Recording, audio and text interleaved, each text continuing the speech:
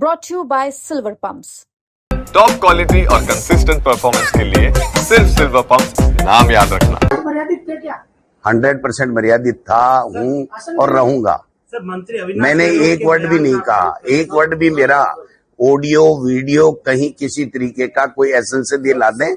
अगर मैं इस तरह के असंसदीय होता तो चौथी बार नहीं आता और बेस्ट एमएलए का अवार्ड मुझे नहीं मिलता। ये जो प्रचारित किया गया है मीडिया के माध्यम से, जो अखबारें आई उसके ऊपर सदन में चर्चा कराना, आप बताइए कि क्या एक संवैधानिक पद पे बैठे हुए व्यक्ति को ये कहने का अधिकार है कि एमएलए बनने लायक नहीं है?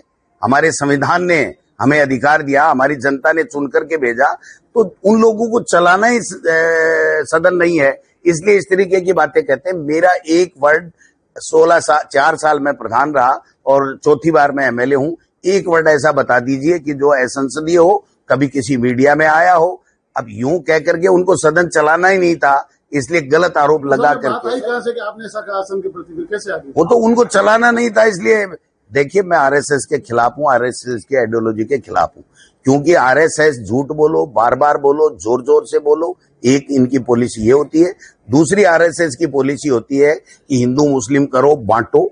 तीसरी आरएसएस की पॉलिसी ये होती है कि आरएसएस कभी चुनाव नहीं लड़ता और जब उनकी सत्ता आ जाती है बीजेपी की, तो आरएसएस उस सत्ता पे काबिज होकर के अपनी मनमानी करता है।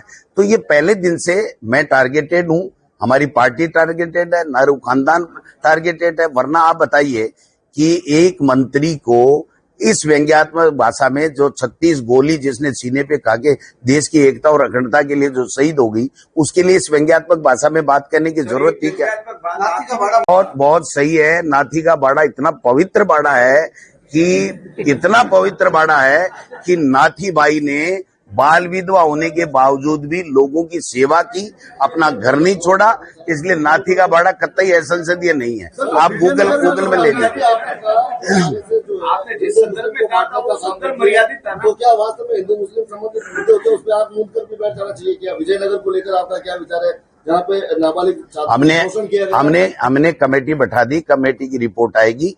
गलत है, सही है। जो गलत होगा उसके साथ हम कभी कांग्रेस पार्टी नहीं रहेगी, ये मैं आपको लिख के दे रहा हूँ। सदन की अगर बात, ये असंसदीय व्यंग्यात्मक टिप्पणी को हटाया जाए। दूसरी हमारी मांग थी, उस दिन उन्होंने नहीं करवाया, फिर भी हमने कहा इस टिप्पणी को हटाओ, हम सदन चलाना चाहते हैं।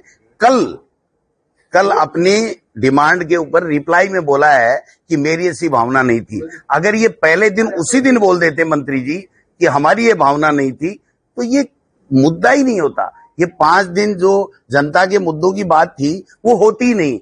जब कल कह रहे हैं, परसों नहीं कहा, पहले दिन नहीं कहा और 5 दिन गतिरोध रख दिया। ये जनप्रतिनिधियों को दोबारा चुन करके आने नहीं देना चाहते हैं। ये संविधान के खिलाफ बात कर रहे हैं। जो कानून बना हुआ है पंचायती राज का, वो केंद्र का कानून है, स्टेट का नगर पालिका का कानून है, उसके खिलाफ है। लोग कोर्ट में गए हैं, इनको मुंह की खानी पड़ेगी, किस्तों में कराने पड़ेंगे। एक साथ कोई चुनाव ये पंचायत राज या नगर निकाय का नहीं करा पाएगा। देखिए, हनुमान बेनीवाल अपनी राजनीति कर रहा है, उसकी भाषा कैसी होगी वो तो उसको तय करना है। मैंने नाथी का बाड़ा नहीं है का मतलब यह है कि यहाँ पर हिसाब नहीं लेने का सिस्टम नहीं है। अगर आपको तनख्वाह दी जाती है तो आपको काम करना पड़ेगा। और नाथी का बाड़ा कोई अपवित्र नहीं है, आप गूगल सर्च कर लीजिए, कोई अपवित्र नहीं है। एक बार जोगा राम जी तो देखो, नाम संसदीय कार्य मंत्री है लेकिन असंसदीय कार्य मंत्री वो हो चुके हैं। अब वो पलटू राम कहते हैं, क्या कहते हैं। इसलिए तो मैं कह रहा हूं ना कि संवैधानिक पद पे बैठा हुआ असंवैधानिक टिप्पणी कर रहा है कि ये एमएलए बनने लायक नहीं है, और संसदीय कार्य मंत्री असंसदीय भाषा का उपयोग कर रहा है। तो आपको तय करना है अगली बार जोगाराम जी को भेजना है कि नहीं भेजना विधानसभा में। देखिए, इनको बीजेपी का चाहे केंद्रीय मंत्री हो, चाहे वो स्टेट का मंत्री हो, चाहे मुख्यमंत्री हो, इनको कोई मतलब नहीं है जनता के मुद्दों से।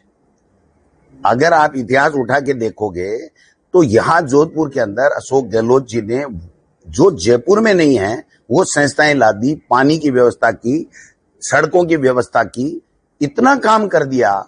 और इनके मंत्री, केंद्रीय मंत्री से पूछ लो या इनके राज्य मंत्री से पूछ लो, कि आपने कितना काम किया। तो आपके समय भी जूदेरी की समस्या तो आप मैं कब मना कर रहा हूँ, मैं कब मना कर रहा हूँ, मैं कह रहा हूँ कि हमारा प्राथमिकता समस्याओं के समाधान की ओर बढ़ने की होती है, और इनकी होती है कि तानाशाही करो, संवैधानिक संस्थाओं का दुरुपयोग करो, कोई काम मत करो और दादागिरी से